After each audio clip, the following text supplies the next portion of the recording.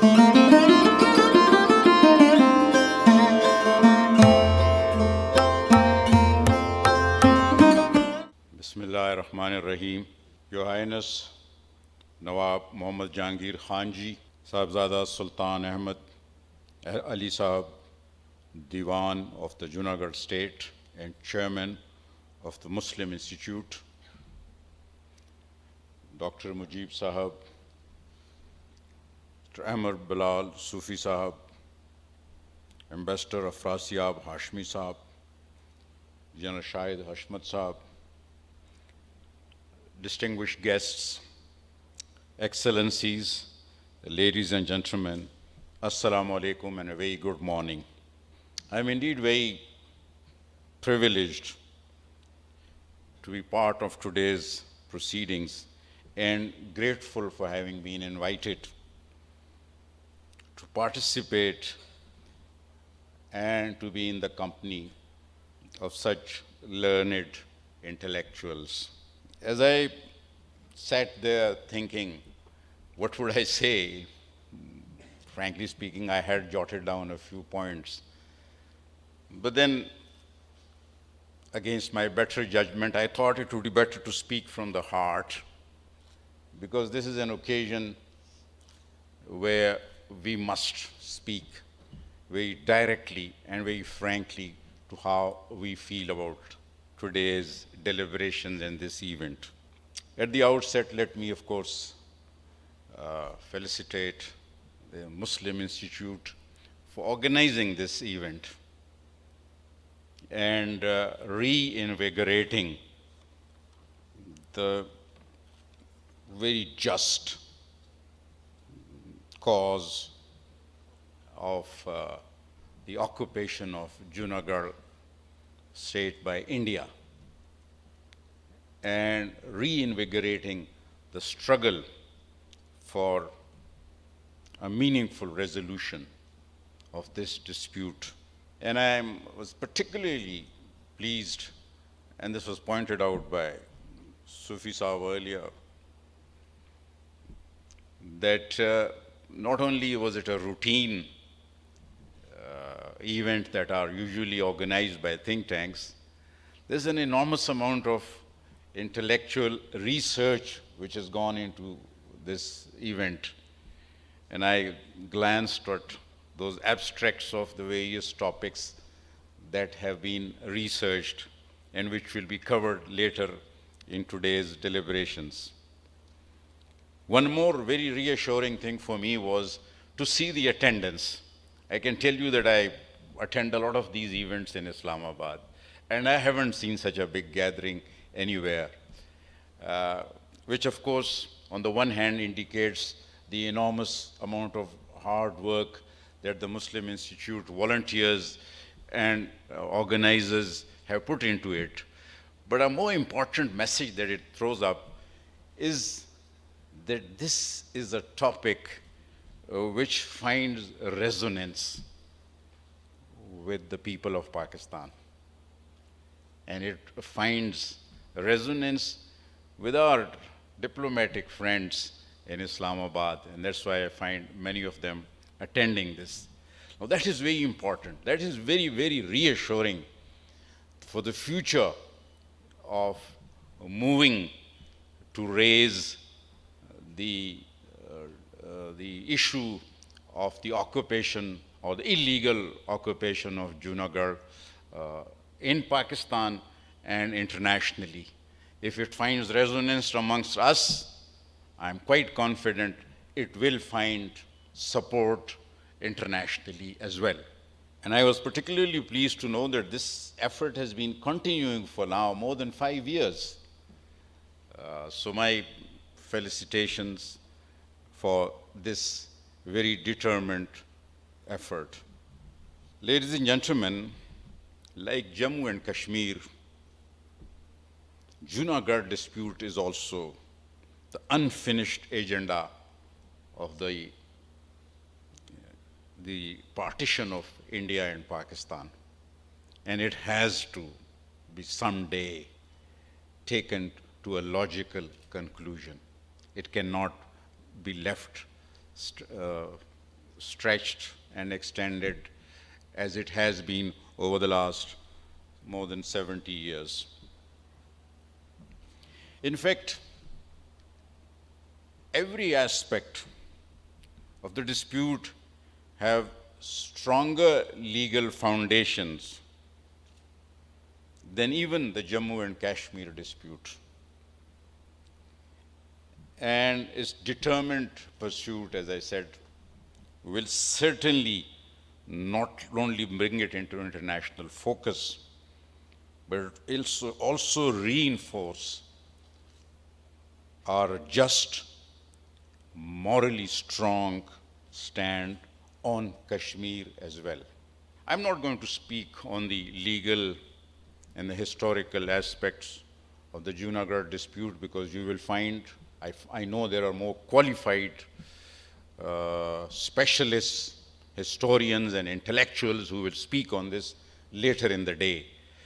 But I like to say a few things about certain aspects of how this relates to the national security of Pakistan and to the strategic environment in our part of the world.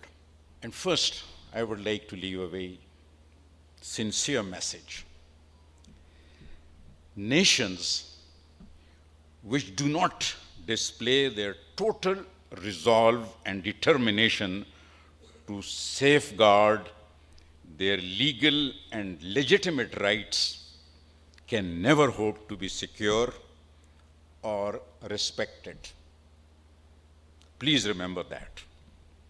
Even their survival remain in jeopardy at all times.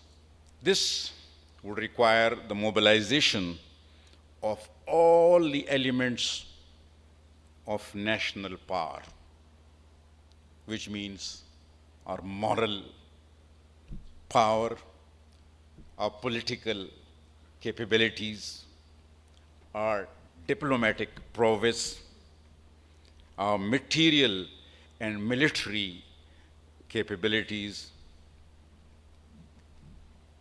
and whatever we can muster as a part of our resolve to defend ourselves, to secure ourselves, would have to be mobilized. Now, when we talk of deterrence, that is preventing somebody to aggress against us, there are two aspects in that.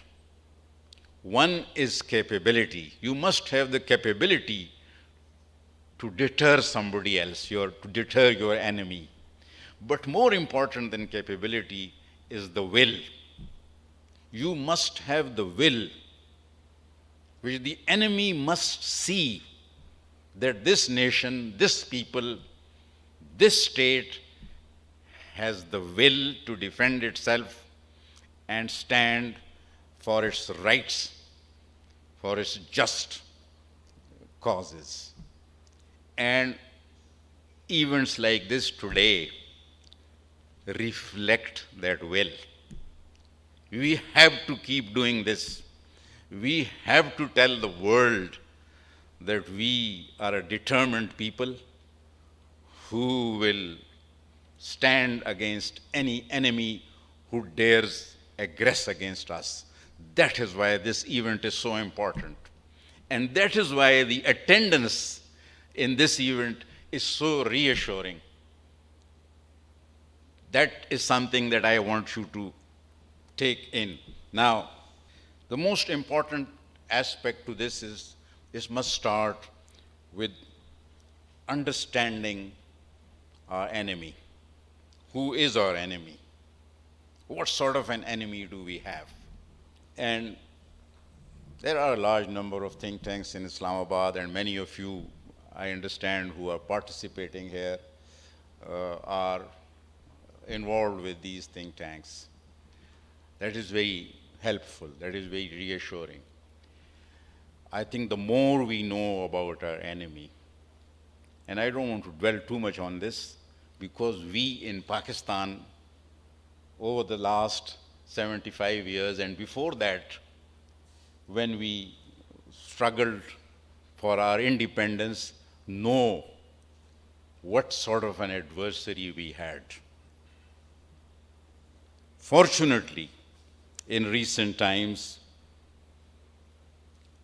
the veneer, the curtains that the Indians had put around their vicious, their Machiavellian, the Chanakyan deviousness, that veneer has gone off. As very rightly said by one of the earlier speakers, it's no more that Gandhian, Nehruvian India. Now we know the reality of India, which has come around with the Hindutva, whose symbol you know very well is the same as Nazism. Now, if that be so, and my own feeling is that veneer, that smoke screen of Gandhiism and Nehruism was not for real. The real face of India has been exposed now. So while we may indulge in all sorts of things in our national lives, we must never forget the real threat that we face from this enemy, who has not hesitated at any juncture to take advantage of our weaknesses. Whether it was in the military intervention in Junagadh, subsequently into the illegally occupied Jammu and Kashmir, whether it was into East Pakistan to create Bangladesh, and thereafter. Their efforts continue, and our guard has to be up and perennially up. And I come back to that. What will help us prepare for that, most important, is to know this enemy. And I sometimes get a little frustrated on that account. I keep asking myself, and this is not now, even when I was in service, when I had responsibilities related to these issues, I would always ask myself, are we making enough efforts to know our enemy? For example, how many PhDs do we produce every year on India studies?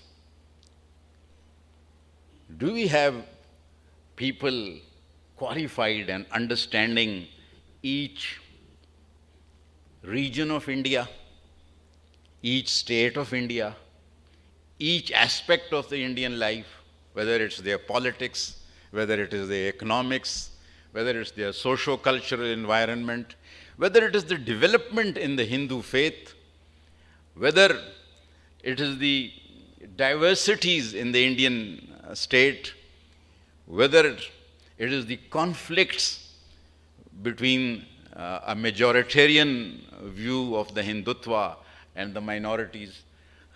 Do we have enough understanding of that?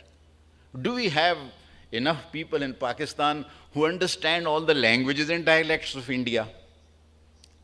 Now, why I'm saying this is because it's an institute like the Muslim Institute and many other think tanks, which I'm convinced can take a lead on that. Universities can take a lead on that. And I see Jaspal sitting there, I'm sure he's listening to that. And there are many others who may be in the decision loop.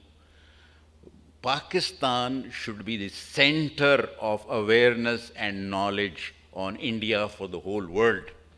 For example, if somebody wants to know the situation on any aspect of India, his first attempt should be to reach out to Pakistan, to come to Pakistan, to a Pakistani think tank, to a Pakistani university, because he knows they are the best informed people on India.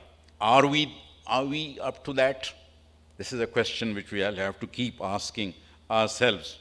Another aspect that comes to mind, and I like that quote very much from Ambassador Afrasiab, when he quoted Hazrat Ali Karamallah Anhu about not scolding your children, about transition in time and periods. Times are changing. And if you look at the present times, there are some advantages coming to us. For example, this proliferation of the media, particularly the social media, and if it is exploited imaginatively, then in my view, this can be a great equalizer for a smaller power to be able to project its just narratives. And this is a period of narratology. If you can build up your narrative, if you can build up effective narratives, you can take advantage of this revolution in the media to be able to match the resources and capabilities of a much, much bigger country, like in our case, India. I am glad the government has issued a map. We find a lot of appreciation for that. That is very important. But when I think of that map and then I look at what the government of Pakistan is doing, it is natural to ask that, is that enough? And my response is, no, it is not enough. Why? We need what is called a whole of nation approach. The whole nation has to respond to this challenge, and not merely the government. Whether it is the people at large, particularly the youth and the students, whether it is the media, whether it is the political institutions, whether it's the think tanks, whether it's the intellectuals, or whether it's functionaries working in the government and in the non-government institutions, unless we all are determined and resolved that we have to take up this issue, and we have to realize that map that the government of Pakistan has given, I am afraid it will never be enough. But if we do that, I can assure you it will definitely be enough.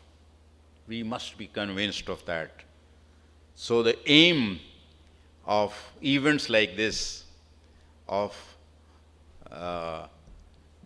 other forums on which this is discussed, aim should be to take this message throughout the nation, to take it to all the people of Pakistan and to our well-wishers and friends abroad. Seek their help, mobilize, and then adopt this whole nation approach to be able to succeed in this challenging environment. I'm confident over the subsequent sessions there will be some tangible and concrete recommendations and how we can achieve these objectives. In the end, I would once again like to thank the Muslim Institute for organizing this event and for enabling me, asking me to be a part. I am indeed grateful for that. I would particularly like to commend the courage and the resolve